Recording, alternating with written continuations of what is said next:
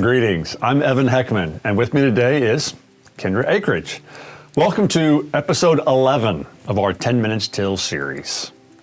If you find yourself in a situation you wish you remembered more about, this is the video for you. Today, we want to equip you with the necessary information to successfully navigate classroom observations with some specific special education look-fors. As a principal, assistant principal, dean, or any other leader, if you want to know what's going on in the classrooms of your campus, go observe. The best way to see programs being implemented, to see what kids are doing, to see your staff in action, is to go observe. Classroom observations provide campus leaders with valuable insight to classroom instruction, programs being implemented, and student learning. You might ask yourself, what should I keep in mind when I go observe? Maybe you think to yourself, I'm not really an expert in special education. What do I need to look for? Or maybe you have taught your entire career at the secondary level, but your district leadership has just given you a principal position in a primary school. What should you expect to see in an early childhood classroom? Those are great questions, especially if you're like me. As a former principal, I know there were things that I should have seen when I was in a classroom. However, because I didn't have a background in special education before becoming a principal, I might not have been as prepared to walk into a classroom or situation involving special education. Regardless of your situation, we're going to share some look-for examples specific to special education. You might like to pause the video here and open the checklist linked on the website next to the video. It will provide you a visual for the upcoming information. Kendra, what specifically are we going to discuss today? 4 areas that we are going to discuss are early childhood, in-class support, resource, and low incidence disabilities. When we are in an early childhood classroom, whether it is special education or not, we want to consider the room arrangement as well as in the instruction. Please reference the ECSE classroom setup document on the website and ask yourself these questions. For room arrangement, does the room have the 8 recommended centers? Centers can be combined into fewer spaces. Is there a small group area? Is there an area for whole group activities? And does the room have a safe space? And for instruction, is it planned, purposeful, and playful? Is there a class visual schedule? Is there a balance of teacher-led and student-led instruction? Are all staff members engaged with the students? Is every student involved and not isolated, regardless of their individual situation? When we consider in-class support, we want to be aware of and ask the following questions.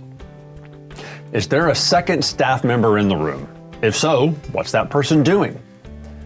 What instructional models do we see? Is it co-teach? Is it a paraprofessional or teacher working with a small group?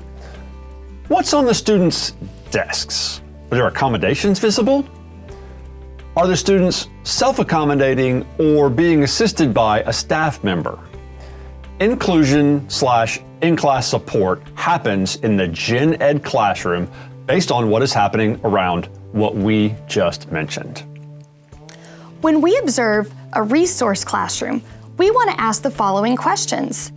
How does this differ from what I am seeing in the general education setting? Can you tell that the content is modified? And if so, how? If the setting is a special education classroom, many of these points still apply.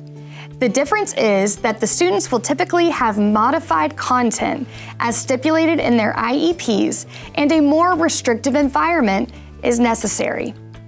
Accommodations for all students would still be implemented, just as they would in the general education classroom. Finally, these are what to consider if you are observing a classroom for low incidence disabilities. There are 6 things we should expect to see when in a typical active learning classrooms. 1, students engaged in some way, active participation. 2, age-appropriate materials, functional tools, not baby toys. 3, distinct areas for different activities, things like whole or small group, or one-on-one instruction, or independent activities. 4, evidence of the equipment and materials in the room being utilized by the students, such as PT equipment like standers, gait trainers, etc. 5, strategies being used to teach and/or promote communication, receptive and expressive.